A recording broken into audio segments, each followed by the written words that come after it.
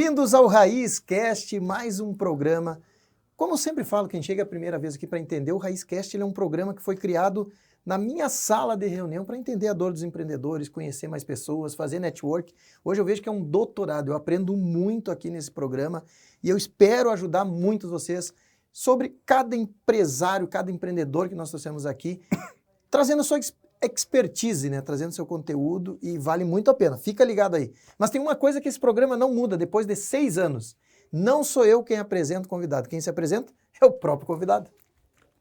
Vamos lá, então. Prazer. Obrigado pelo convite, Rodrigo.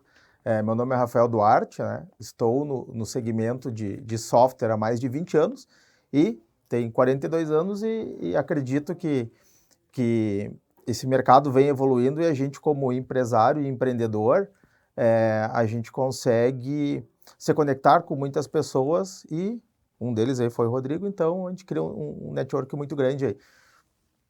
Deixa eu te fazer então a primeira pergunta, que para mim é uma surpresa isso aqui. A gente se conhece, eu nunca fui a fundo para entender a tua história, mas a minha equipe ela é muito boa, gente. Olha só essa primeira pergunta que vem aqui. O que um carrinho de picolé te ensinou quando você ainda aplica nos negócios hoje, que tu aplica ainda hoje no negócio? Até quero saber essa história do carrinho de picolé, como é que foi isso? Mas sabe, Rodrigo, que olhando a entrevista do Jefferson, olhando de outros empresários que passaram aqui no espaço e conversaram contigo, as histórias, e o perfil é muito parecido, né? Todo mundo inicia lá embaixo. Todo mundo começa, isso é muito importante. Tu começa lá de baixo, o perfil do cara ser inquieto na escola, isso é muito interessante. Então, o que acontece? A minha mãe, ela foi uma pessoa, ela está viva ainda, mas ela não trabalha mais. Ela sempre foi muito empreendedora, de ver necessidades e abrir negócios. E ela, desde sempre, viu que eu tinha um perfil comercial de ser comunicativo, diferente do meu irmão. Então, ela sempre incentivou e disse, Rafael, com 6 anos eu já trabalhava com ela, né? Um mercado que a gente tinha aqui em Camobi, e depois, com 10 anos, ela perguntou, o que tu quer de presente de aniversário? Eu falei, olha, mãe, eu quero um carrinho de picolé. Eu quero complementar. Eu estudava um turno, no outro turno eu trabalhava no mercado, uma fruteira que ela tinha, e falei, mãe, eu quero o tempo que eu tenho livre, que eu não cobro as pessoas na casa dela, que eu não estou aqui no balcão trabalhando, eu quero vender picolé aqui onde eu moro. E ela disse assim, não tem nenhum problema. O carrinho ela financiou, eu paguei ela e trabalhei durante muitos anos vendendo picolé aqui em Camobi, região. O que te traz a lição hoje desse negócio? A lição que eu carrego, e foi um ditado que a minha mãe falou, e eu digo para os meus filhos, né? Quem trabalha não passa necessidade. Cara, então trabalha, independente do trabalho que for, mais simples, mais humilde, cara, trabalha. Quem trabalha, tu vai passar por necessidade, mas ela sempre falava assim, Rafael, quem trabalha não passa fome. Então sempre foi dela, ela sempre me incentivou muito com o trabalho. E, cara, acho que desde aquela idade que eu me lembro, eu já me sustento de comprar roupa, alguma coisa que eu queria para mim. Então, desde sempre, desde os 6, 10 anos, eu já vem na tua cultura isso e tu carrega depois para tua vida inteira. Tu já faz no automático, aí tu já repassa para os filhos. Deixa eu te fazer uma pergunta. Tu iniciou a trabalhar cedo. Hoje existe muito essa coisa que a geração Z, eles querem essa tranquilidade, que eu aproveitar a vida. Inclusive, eu coloquei um vídeo aí que está chegando a 6 milhões de visualização, falando que o pobre adora um churrasquinho no final de semana, uma cervejinha no final de semana e o famoso sextou. Sextou e agora eu quero folga. Mas quando eu falo, e aí eu digo, né, o pobre ele faz o que ele quer. Sim. O rico faz o que é necessário. Mas quando eu digo isso, as pessoas têm que entender que não é rico quando tá pobre, é entender.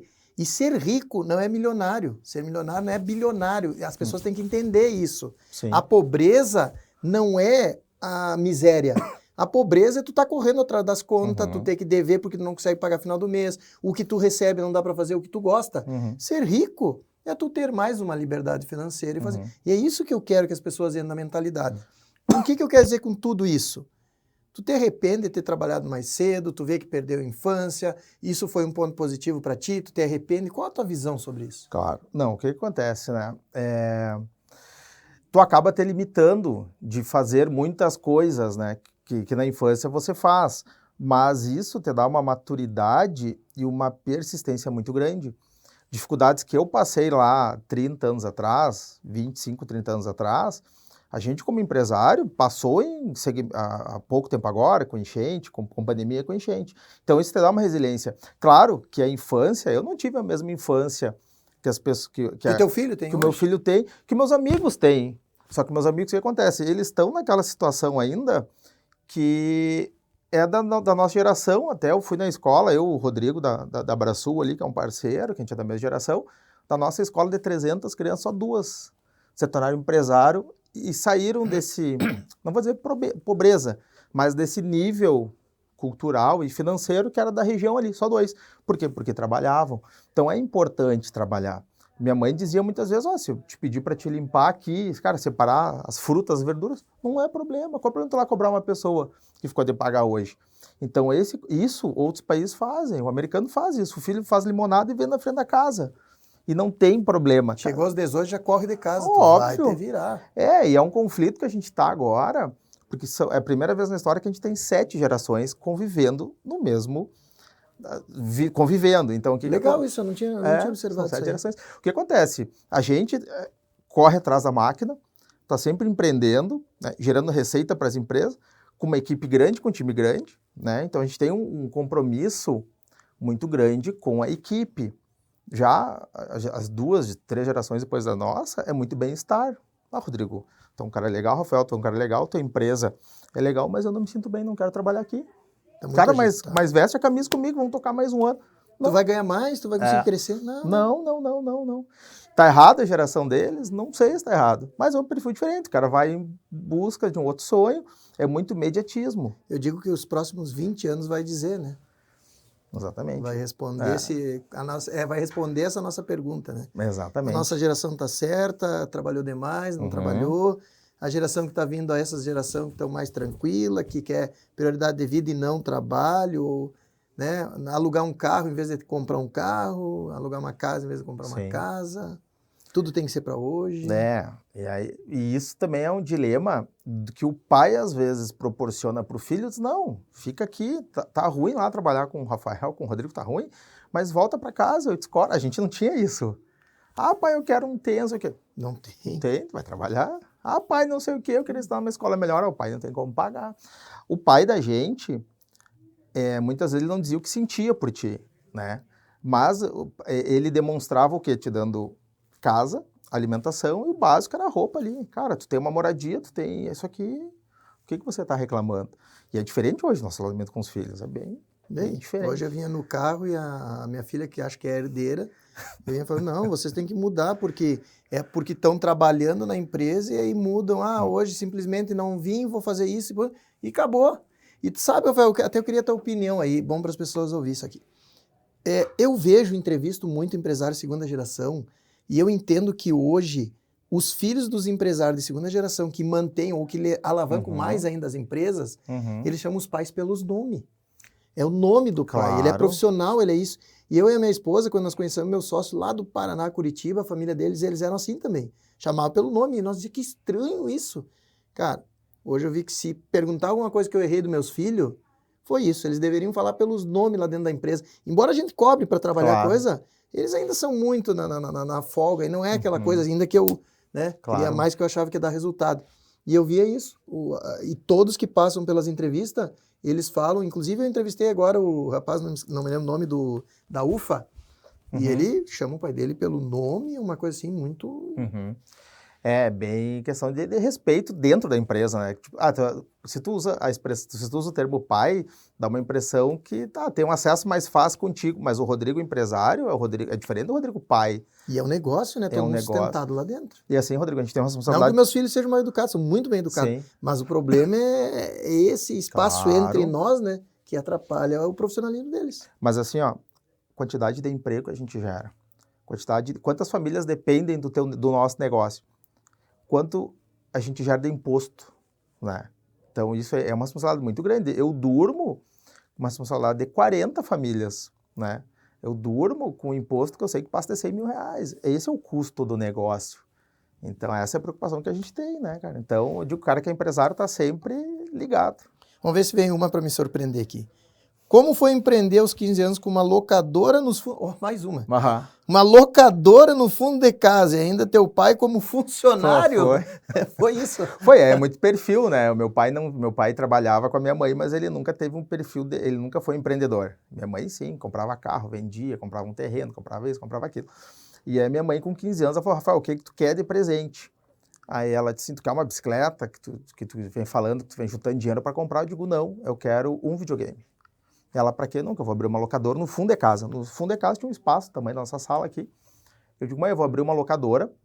E, cara, na época, não sei se, das Quaraí, não sei se tu lembra. Mas eu vou achar Quaraí agora. Não, a metrópole. Tinha Disapel. Tu comprava, às vezes, um produto que era R$1 de entrada. Tu chegava a comprar uma televisão, R$1 de entrada, que era um beija-flor, a nota de R$1 que nem existe mais, né? Aí eu cheguei lá, me lembro que era... Essa tecnologia não chegou em Quaraí? Não chegou ainda não. Não O videogame era tipo R$1 de entrada e era um salário mínimo o videogame, um exemplo, um salário mínimo, 2 salários mínimos.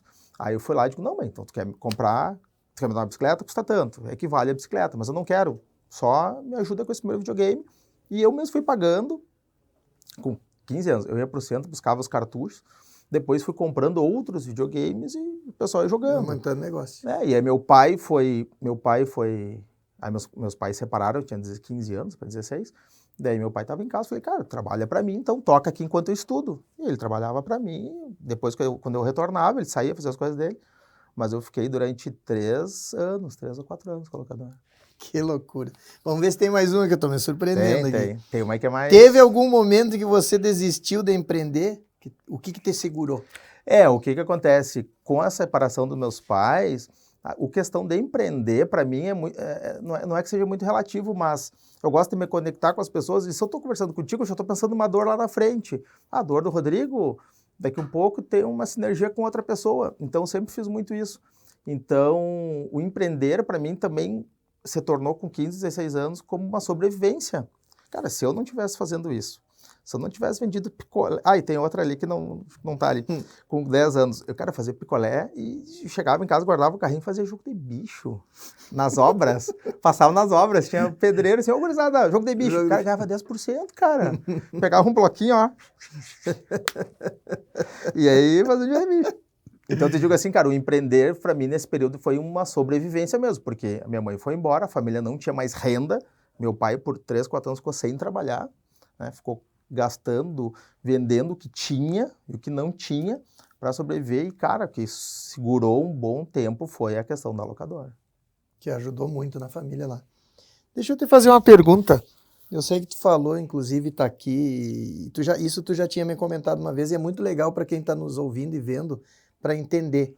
Há pouco também eu fiz uma entrevista e ele me falou que ele tinha planejado, quando ele saiu do emprego dele, abrir um negócio, e deixar um dinheiro que era a sobrevivência dele. Só que o dinheiro acabou e a empresa ainda não estava dando lucro. Ele disse que passou um momento muito difícil. E eu sei que tu passou 8 anos na esfera sem ganhar salário. Exatamente. E tu mesmo disse que a mulher sustentando a casa e não, vai lá, toca. Isso é importante as pessoas ouvir. Porque olhar hoje alguma coisa assim, que ótimo, hein, tá bem. Cara, foram 8 anos da tua vida, a mulher, vamos dizer assim, como tu mesmo falou, bancando o sonho, a aposta que tá lá, e ela bancando a casa ali, e tu lá na empresa, tocando, 8 anos sem salário. O que isso pra ti traz, repercute? O que tu fala hoje para as pessoas? Eu gosto de usar como exemplo, isso e também com os empresários que eu converso, não foi uma exceção. Não é uma minha. exceção à regra. Cara, todo mundo passa por isso, tu não passa por um aperto. E eu sempre digo, e tem um ditado que é muito claro, assim, o que vem de mão beijada vai embora fácil. É verdade. Então eu te digo assim, a gente que empreende, a gente tem um feeling de a gente acordar e dizer, cara, hoje eu vou apostar nisso. O cara de ser disruptivo. Cara, eu vou só o que está acontecendo aqui? Não, estou gastando energia no negócio, não está tão legal. Cara, já vou me adaptar em outro negócio. Mudou a economia. Cara, adapto o meu produto diferente. Então a gente tem que estar sempre ligado no mercado. Mas quando eu morei em Santa Maria, foi em 2001. 2001 fui embora, depois voltei em 2004. Então conheço o Jefferson Davis Service de lá. Morei em Canela um tempo. O que acontece? Eu fui embora, conheci minha esposa, depois ela foi chamada para trabalhar em Gramado, fui morar lá 1 ano com ela, depois voltei e eu conheci a Esfera de nome porque o vendedor ia lá, a empresa que eu trabalhava, oferecia sistema, e eu dizia, cara, mas teu sistema não se adapta aqui, fiquei com esse nome na cabeça. Daí eu mandei um e-mail para a empresa, dizendo, cara, eu trabalho com gestão, já implantei vários sistemas ali, se precisar de alguém, e eu digo assim, cara, Deus coloca na vida da gente as pessoas certas no momento certo. O Juliano me chamou e disse assim, cara, eu estou tocando a empresa aqui há 4 anos, tinha 4 funcionários, com os estagiários eram 4 pessoas, tinham 70 clientes. Vem conversar comigo aqui. E, cara, a gente conversou, você deu certo, deu super certo a conversa. Tinha um acordo nosso, verbalmente, se desse certo o negócio, a gente avançaria, já tinha os percentuais da empresa. E aí, o que aconteceu? Ele não tinha o comercial, que a maior dor das empresas, o que é? É comercial. E uma venda não é só vender para ti, vendi e deu, Rodrigo. Cara, venda é relacionamento. Tu vai me conectar, tu gostou. Cara, tua satisfação está acima de 70%, tu vai me indicar para alguém. Cara, a vida da gente é assim, né? A gente vive numa comunidade cada vez mais isso. E aí, o que acontece? Aí eu entrei na esfera, fiz a parte administrativa ali, e eu digo assim, estão ligando para cá querendo sistema. Mas eu gosto de vender, eu gosto de programar, vou vendo porque preciso, deixa para mim. Não, como assim? Não, deixa para mim. Daí eu fui lá no primeiro mês, foi umas 4, 5 vendas, aí tinha acertado o valor de comissão, e aí, com esse valor de comissão, os clientes queriam comprar alguns equipamentos. Como a empresa não tem inscrição estadual, eu digo, tem uma comissão aqui, vamos abrir uma outra empresa para vender equipamento. E começamos a vender. Aí eu volto o que eu falei agora há pouco, que o empresário, a gente se adapta muito ao momento, ao ambiente, ao momento, né? Eu era o menor aqui da cidade e eu tinha todos os concorrentes. Além de ser maiores, eu não tinha abertura. Mas eu chegava num cliente que queria trocar o sistema, por que tu quer trocar o sistema do Rodrigo? Por isso. Rodrigo, cara, tô aqui, tô vendo que não é sistema, é o processo do cliente. Vamos ver o que é aí. Cara, só para te avisar. Então, sempre tive muito relacionamento com todos os concorrentes, né? Isso facilitou o quê? A parte de crescimento. Voltando da tua pergunta, a gente acredita no negócio da gente. Tu tem tesão para aquele negócio, tu acredita, tu corre atrás, né? Então, aí 8 anos, cara, minha mulher ajudando, a mulher do meu sócio ajudando, a ex-esposa do meu sócio ajudando, a minha sogra ajudando. Eu dizia, minha sogra, faturou tanto esse mês aí, conseguimos, com o que sobrou, que a gente gera recorrência, aumentou tanto, contratamos outra pessoa. E isso foi, cara, a gente teve muitos anos os colaboradores ganhando mais que a gente. E não tá errado isso.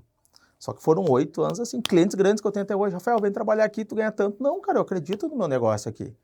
Isso é muito do perfil da pessoa e tu acreditar no que realmente tu quer pra ti. Eu falei, não, cara, essa aqui é a oportunidade que eu tenho, me dou bem com o meu sócio, tem uma super relação, super transparente, cara, vamos avançar aqui. Quantos clientes na carteira tem hoje a Esfera e qual estado que está a Esfera? A Esfera hoje atende o Brasil inteiro, né? Com a pandemia a gente faz muita implantação remoto.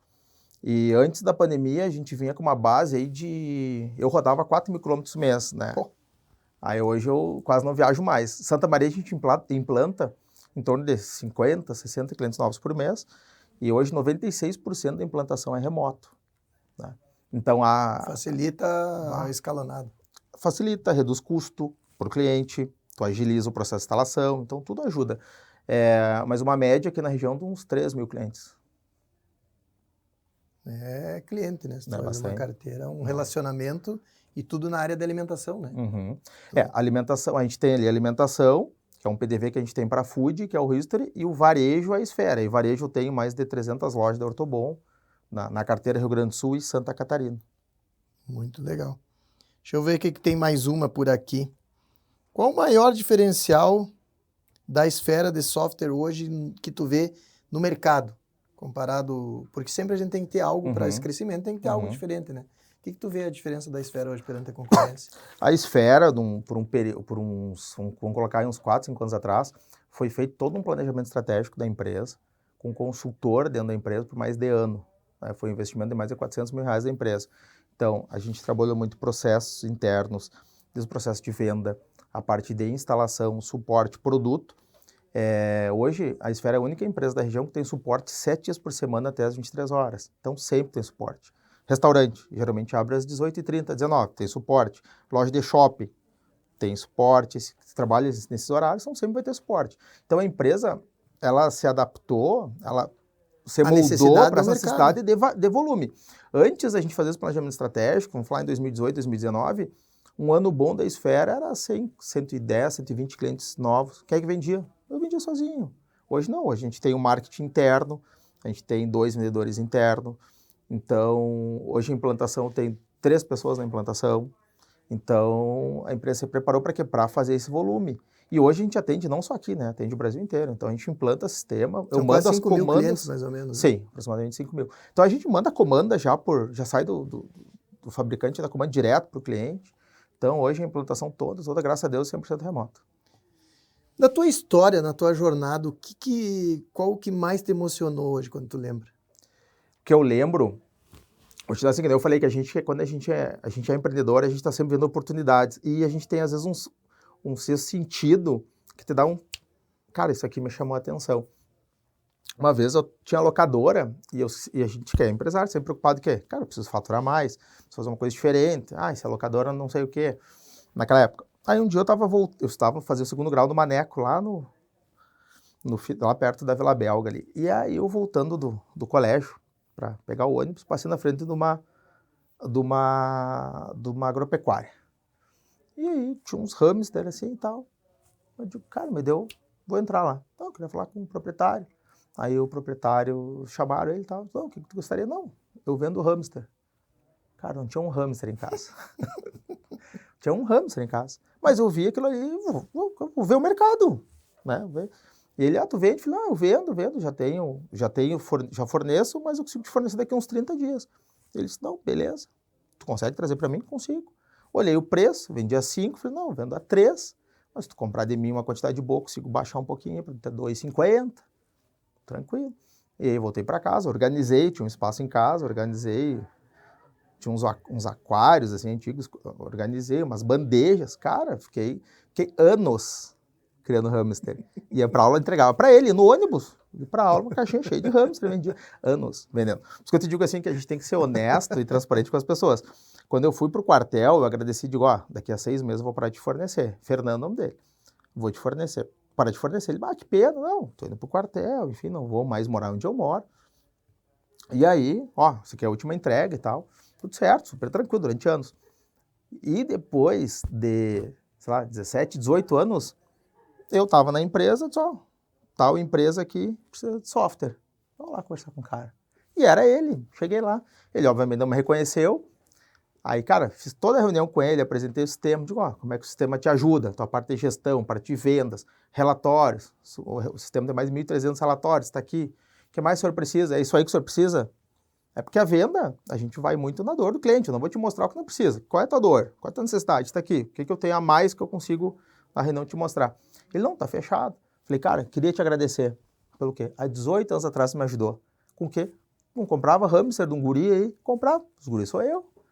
Ele, cara, que legal, porque não me falou nisso da reunião. Não, vou fechar o negócio contigo primeiro, para depois te contar. Então, eu digo, cara, é feeling. É da pessoa isso, não adianta. E é plantar o bem, né? Plantar o bem correto que... Muitas vezes demora, né? Mas... A maioria das vezes, né? Não tem resultado. Recém estava falando, o pessoal quer da noite para o dia, quer não entender. Não existe. Não tem como. Não existe. Até pela situação do país, que a gente vê o comércio hoje sofrendo bastante. Tu vê as pessoas com pouco dinheiro consumindo aqui na cidade. Eu tenho empresários que vão até lá na empresa, que são clientes, e dizem assim, Rafael, o que tu acha que eu estou fazendo de errado? Não estou fazendo nada errado. Tua empresa... mas por que meu faturamento caiu? Cara, aí a gente indica que é muito a parte de consultoria. A gente tem parceiros que dão consultoria para o cliente. Então tá aqui, vai para uma consultoria, vê quem é o teu público, vê quem é o teu cliente, busca um outro produto diferente. Então, hoje sim, 20 anos é um cenário bem desafiador. Não é fácil, né? A parte da economia... Fica pensando a história, toda essa... A nossa região, né, por não ter tanta indústria, e a gente vive aqui de comércio, é bem delicado. Deixa eu, na reta final aqui, empreender para ti, completa essa frase. Empreender, para mim, é a minha vida. É viver, é uma realização pessoal, né, acima de tudo. O empreender não é só gerar o lucro ali, o dinheiro. Cara, isso é a última etapa do processo. É me conectar contigo, construir algo que eu vou conseguir agregar para ti, ou tu vai me indicar para outra pessoa. Então, empreender para mim é conexão, né? Conexão que lá no final tu vai ter o resultado lá, né? E o empreender hoje, parece às vezes que a gente escuta, né? Mídia principalmente, que o empresário tal, a gente acaba sendo meio banalizado. E isso tinha que ser incentivado desde lá da escola. Qual é a importância de um empresário aqui para a cidade? Ó, aqui na escola, ó, um empresário trabalha assim, ter uma educação financeira na escola, ter um empreendedorismo na escola, ó, a turma vai fazer uma atividade tal, vai vender alguma coisa. Coisa simples, mas que te incentive desde pequeno. Eu tive a sorte que a minha mãe me incentivou.